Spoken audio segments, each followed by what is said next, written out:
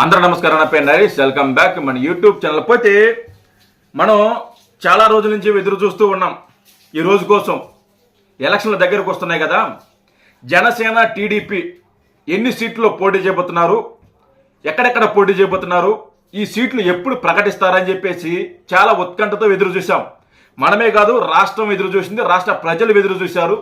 అందులో ముఖ్యంగా జన సైనికులు చాలా రోజుల నుంచి చాలా ఉత్కంఠతో ఎదురు చూశారు. జన సైనికులు ముఖ్యంగా పొత్తులో భాగంగా టీడీపీ జనసేనకి ఎన్ని సీట్లు ఇవ్వబోతుంది, పవన్ కళ్యాణ్ గారు పొత్తులో భాగంగా ఎన్ని సీట్లు తీసుకోబోతున్నారు, ఎక్కడెక్కడ పోటీ చేయబోతున్నారు, ఎన్ని పార్లమెంట్ స్థానాల్లో పోటీ చేయబోతున్నారు, ఎన్ని పార్లమెంట్ స్థానాల్లో తీసుకోబోతున్నారు అని చాలా రకరకాలుగా చాలా రోజుల నుంచి ఉత్కంఠతో ఎదురు చూశాము. అందులో నేను కూడా ఒకరిని.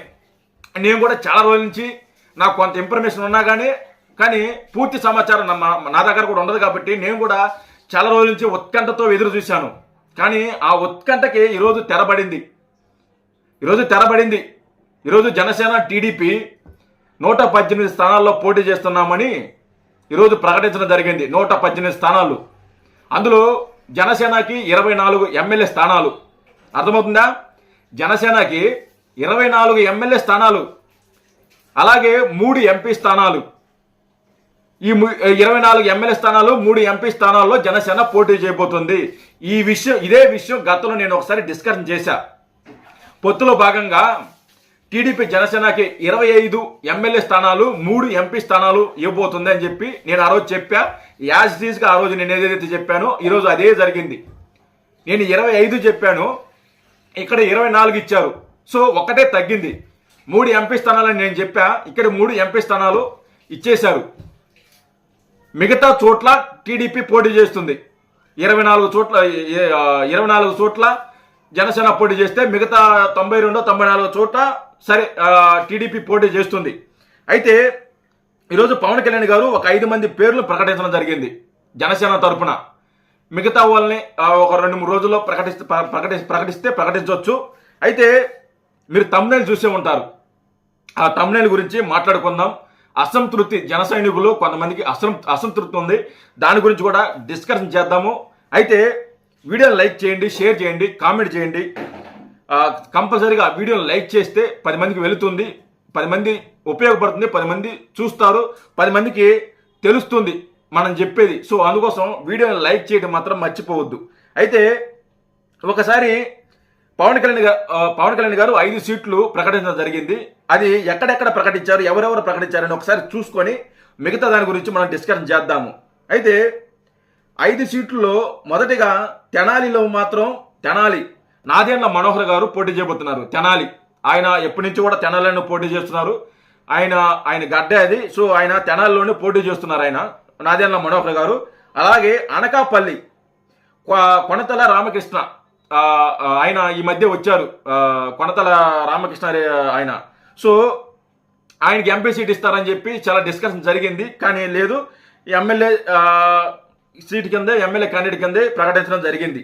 అలాగే రాజానగరం భక్తల బలరామయ్య, ఈయన అందరూ చాలా మందికి తెలుసు. ఈయన మంచి ఫేమ్ ఉంది, మంచి పలుకుబడి ఉంది, ఆర్థికంగా కానీ మంచి ఉంది, మంచి ఇది ఉంది ఆయన బలరామ గారు. అలాగే కాకినాడ రూరల్ పంతం నానాజీ, ఈయన కూడా అందరూ తెలిసిన విషయమే, కాకినాడ రూరల్ నుంచి. అలాగే నెల్లిమర్ల లోకం మాధవి, ఈవిడ కూడా అందరికి తెలుసు. సో ఈ 5 సీట్లు జనసేన ప్రకటించింది. మిగతాది ఒక 2-3 రోజుల్లో ప్రకటిస్తారని చెప్పి పవన్ కళ్యాణ్ గారు చెప్పారు. నేనైతే ఏమైతే అనుకుంటున్నా అంటే 2-3 రోజుల్లో కాదు, పవన్ కళ్యాణ్ గారు ఈ 24 నియోజకవర్గాల్లో తిరగబోతున్నారు. ఈ 24 నియోజకవర్గాలు ఎక్కడెక్కడ వెళ్తారో అప్పుడే ప్రకటించబోతున్నారేమో అని నాకైతే అనిపిస్తుంది. అక్కడే ఫైనలైజ్ చేస్తారేమో, క్యాండిడేట్ని అక్కడే ప్రకటిస్తారేమో నాకు అనిపిస్తుంది. లేదు, పవన్ కళ్యాణ్ గారు అన్నట్టు 2-3 రోజుల్లో డిస్కషన్ చేస్తే మిగతా వాళ్ళని డిస్కషన్ చేయొచ్చు. ఇది ఇంతవరకే. ఈ 5 మంది మాత్రం లిస్టు బయటకు వచ్చింది, పవన్ కళ్యాణ్ గారు నేరుగా చెప్పేశారు. అయితే ఇప్పుడు అసంతృప్తి గురించి మాట్లాడుకుందాం. నాకు కూడా కొంత అసంతృప్తి ఉంది, దాంట్లో ఎలాంటి డౌట్ లేదు, తెలుసుకుందాం. అయితే నాకు ఇప్పుడు ఎప్పుడైతే పవన్ కళ్యాణ్ గారు సీట్లు ప్రకటించారో అప్పటి నుంచి దాదాపు మీరు నమ్ముతారో నమ్మరో నాకే తెలియదు, కానీ దాదాపు 100 ఫోన్లు వచ్చుంటాయి నాకు, 100 కాల్స్. దాంట్లో కొంతమందితో మాట్లాడాను, కొంతమందితో మాట్లాడలేదు. అయితే ఫోన్ చేసి నిజంగా వాళ్ళు చాలా అసంతృప్తిగా బాధతో ఉన్నారు. అన్న ఇదేందన్నా మనకి 24 సీట్లు తీసుకోవడం ఏంది పవన్ కళ్యాణ్ గారు, ప్రతిపక్ష అధికార పక్షం ఎప్పుడు చూసినా కూడా 25 సీట్లు తీసుకుంటారు అని చెప్పి వాళ్ళు ఎంతగానో మాట్లాడుతున్నారు. అన్ని తెలుసు కూడా పవన్ కళ్యాణ్ గారు 24 సీట్లు తీసుకోవటం అయింది, 24 సీట్లు తీసుకుంటే ఓటు ట్రాన్స్ఫర్ ఎలా జరుగుతుంది, జనసేన ఓట్ బ్యాంకింగ్ టీడీపీకి ఎలా వెళ్తుంది, లేదా టీడీపీ ఓట్ బ్యాంకింగ్ మనకి వేస్తున్నారని నమ్మకం కూడా మనకు ఉందా లేదా అని చెప్పి వాళ్ళకి చాలా రకాలుగా పాపం వాళ్ళకి డౌట్లు ఉన్నాయి. దాంట్లో ఎలాంటి డౌట్ లేదు. అయితే నేను జన సైనికులకి నేను ఒకటే చెప్పదలుచుకున్నా, నిజంగా నేను మీ స్థానంలో ఆలోచిస్తున్నాను. నాకు కూడా చాలా అసంతృప్తిగా ఉంది, బాధగానే ఉంది. కానీ ఇది బాధపడాల్సిన సమయం కాదు. పవన్ కళ్యాణ్ గారు ఒక నిర్ణయం తీసుకున్నారంటే దానికి కట్టుబడి ఉండాలి. నేనైతే అలాగే ఉన్నా. గతం నుంచి కూడా పవన్ కళ్యాణ్ గారు ఏ నిర్ణయం అయితే తీసుకున్నారో, ఏదైతే ప్రకటించారో, ఆయన ఏదైతే చెప్తాడో అది తూచా తప్పకుండా నేను పాటిస్తూ వచ్చా. ఆయన మీద నమ్మకంతో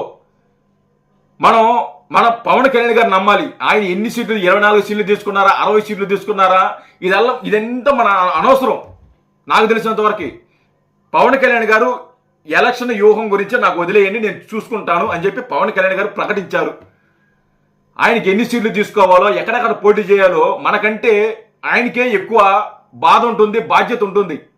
ఎందుకంటే మనకంటే ఆయన ఎన్నో అవమానాలు పడ్డారు, ఎంతమంది పోరంబోగన కొడుకుల చేత తిట్టించుకున్నారు, అవమానపడ్డారు. అన్నీ తెలిసినా కానీ రేపొద్దున ఇవి ఉన్నారు కదా అధికార పక్షం వైసీపీ కుక్కల డాగ్స్, ఆ పోరంబోగన కొడుకులు అసంఖ్యం మాట్లాడతారని తెలుసు, దరిద్రంగా మాట్లాడతారని తెలుసు. పవన్ కళ్యాణ్ గారు అమ్ముడు పోయారు, 24 ఎంపీ స్థానాలు తీసుకున్నారని పోరంబోగన కొడుకులు మాట్లాడతారని తెలుసు, వాళ్ళు నీచంగా మాట్లాడతారని తెలుసు. ఇప్పటికే వాళ్ళు స్టార్ట్ చేశారని నాకు తెలుసు, అందరికీ తెలుసు. ఇది జన సైనికులు బాధపడాల్సిన అవసరంలా. మీరు నమ్మతారో నమ్మరో కానీ 24 సీట్లు తీసుకోవడం అనేది అది పవన్ కళ్యాణ్ గారి ఇష్టం. ఆయన ఎంత అవగాహన ఉండి ఎంత ఇదిగా ఉంటేనే 24 సీట్లు తీసుకోగలుగుతాడు. ఆయన గతంలోనే చెప్పాడు, మనం ఎన్ని సీట్లో పోటీ చేసినా ప్రతి ఒక్కరు గెలవాలి.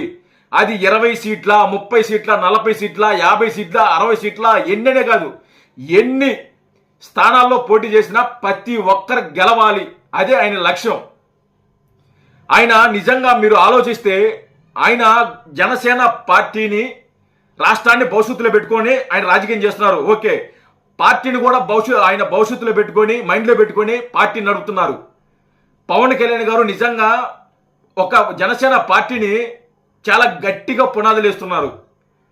ఎవడు కూడా తాకటానికి ఆలోచించాలి, జనసేన పార్టీని తాకటానికి ఆలోచించాలి, భయపడాలి అనే విధంగా జనసేన పార్టీ తయారవబోతుంది. పవన్ కళ్యాణ్ గారు ఆ విధంగా పునాదులు వేస్తున్నారు జనసేన పార్టీకి. ముఖ్యమంత్రి ఈ రోజు అవుతాడా, రేపు అవుతాడా, ఇది కాదు.